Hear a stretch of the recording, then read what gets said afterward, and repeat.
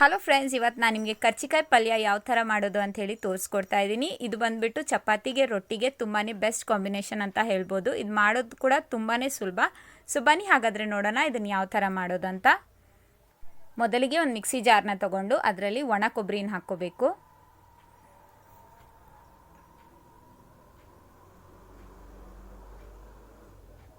ಹಾಗೆ ಬೆಳ್ಳುಳ್ಳಿ,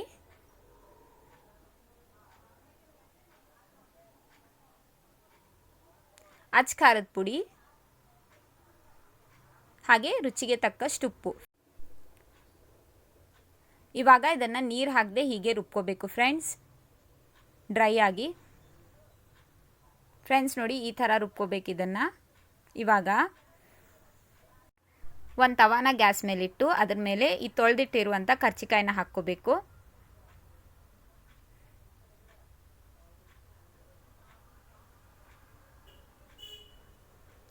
ಇವಾಗ ಸ್ವಲ್ಪ ಉಪ್ಪನ್ನು ಸೇರಿಸ್ಕೊಂಡು ಇದನ್ನು ಫ್ರೈ ಮಾಡ್ಕೋಬೇಕು ಫ್ರೆಂಡ್ಸ್.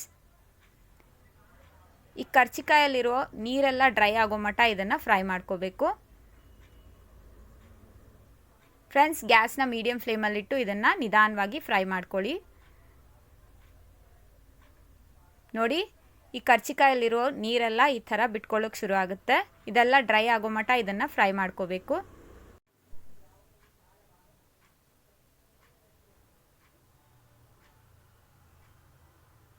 ಫ್ರೆಂಡ್ಸ್ ನೋಡಿ, ಇವಾಗ ಇದು ಫ್ರೈ ಆಗಿದೆ. ಇದನ್ನು ಸೈಡ್ಗೆ ಎತ್ತಿಟ್ಕೊಳ್ಳೋಣ.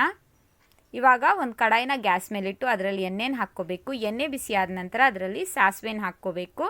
ಇವಾಗ ಅದರಲ್ಲಿ ಈರುಳ್ಳಿನ ಹಾಕ್ಕೋಬೇಕು, ಹಾಗೆ ಕರಿಬೇವಿನ ಸೊಪ್ಪು. ಇವಾಗ ಇದು ಲೈಟಾಗಿ ಕೆಂಪಗಾಗೋ ಮಟ್ಟ ಇದನ್ನು ಹುರ್ಕೋಬೇಕು ಫ್ರೆಂಡ್ಸ್. ಇವಾಗ ನಾವು ಹುರಿದಿಟ್ಟಿರುವಂಥ ಕರ್ಚಿಕಾಯಿನ ಹಾಕ್ಕೋಬೇಕು.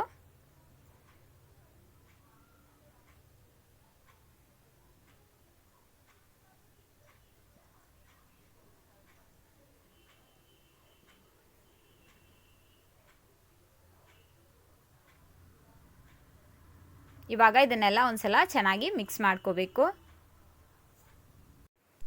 ಇವಾಗ ಇದರಲ್ಲಿ ಮುಂಚೆನೇ ಮಾಡಿಟ್ಟಿರುವಂಥ ಕೊಬ್ಬರಿ ಪುಡಿನ ಹಾಕ್ಕೋಬೇಕು.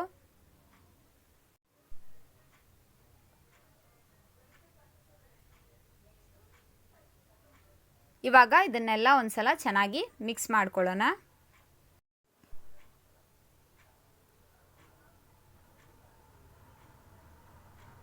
ನೋಡಿ, ಈ ಥರ ಮಿಕ್ಸ್ ಮಾಡ್ಕೊಂಡಿದ ನಂತರ ಮುಚ್ಚಳ ಮುಚ್ಚಿ ಒಂದು 2 ನಿಮಿಷ ಬಿಟ್ಬಿಡಬೇಕು ಈ ಮಸಾಲ ಎಲ್ಲ ಕರ್ಚಿಕಾಯಿಗೆ ಹಿಡಿಯೋದಕ್ಕೆ.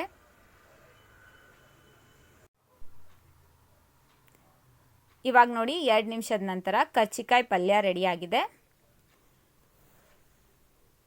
ಇವಾಗ ಲಾಸ್ಟಲ್ಲಿ ಇದ್ರ ಮೇಲೆ ಕೊತ್ತಂಬರಿ ಸೊಪ್ಪನ್ನು ಉದುರಿಸ್ಕೊಂಡು ಒಂದ್ಸಲ ಮಿಕ್ಸ್ ಮಾಡಿಕೊಂಡು ಸರ್ವಿಂಗ್ ಬೌಲಿಗೆ ತೊಗೊಂಡು ಸರ್ವ್ ಮಾಡ್ಕೊಳ್ಳೋಣ. ಫ್ರೆಂಡ್ಸ್ ನೋಡಿದ್ರಲ್ವಾ ಕರ್ಚಿಕಾಯಿ ಪಲ್ಯನ ಎಷ್ಟು ಸುಲಭವಾಗಿ ಮಾಡ್ಕೋಬೋದಂತ. ಫ್ರೆಂಡ್ಸ್ ಇದು ತುಂಬಾ ಟೇಸ್ಟಿಯಾಗಿರುತ್ತೆ ಫ್ರೆಂಡ್ಸ್. ಹಾಗೆ ಚಪಾತಿಗೆ ರೊಟ್ಟಿಗಂತೂ ಇದು ತುಂಬಾ ಚೆನ್ನಾಗಿರುತ್ತೆ. ನೀವು ಒಂದ್ಸಲ ಇದನ್ನು ಟ್ರೈ ಮಾಡಿ, ಹಾಗೆ ಹೇಗಿದೆ ಅಂತ ಕಮೆಂಟ್ ಮಾಡಿ ತಿಳಿಸಿ. ಹಾಗೆ ನನ್ನ ವಿಡಿಯೋ ಇಷ್ಟ ಆಗಿದ್ರೆ ವಿಡಿಯೋನ ಲೈಕ್ ಮಾಡಿ, ಹಾಗೆ ಶೇರ್ ಕೂಡ ಮಾಡಿ. ಹೊಸಬ್ರಾಗಿದ್ದರೆ ಮರೀದೇ ನನ್ನ ಚಾನಲ್ನ ಸಬ್ಸ್ಕ್ರೈಬ್ ಮಾಡಿ ಫ್ರೆಂಡ್ಸ್. ಹಾಗಾದರೆ ಇವತ್ತಿನ ವಿಡಿಯೋದಲ್ಲಿ ಇಷ್ಟೇ.